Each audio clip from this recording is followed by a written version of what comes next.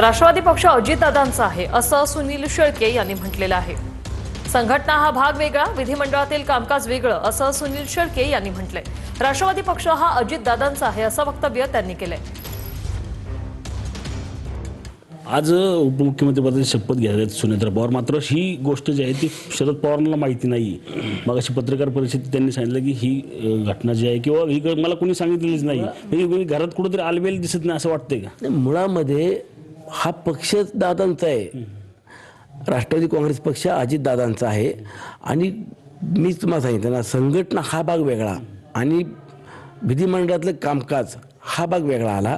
विधिमंडळामध्ये जे आमदार निवडून आले आहेत, जे विधान परिषदेचे आमदार आहेत, जे खासदार म्हणून निवडून आले आहेत किंवा राज्यसभेचे खासदार आहेत, हे कामकाज राष्ट्रीय अध्यक्ष अजितदादांच्या नेतृत्वामध्ये पूर्णपणे पाहिलं जात होतं।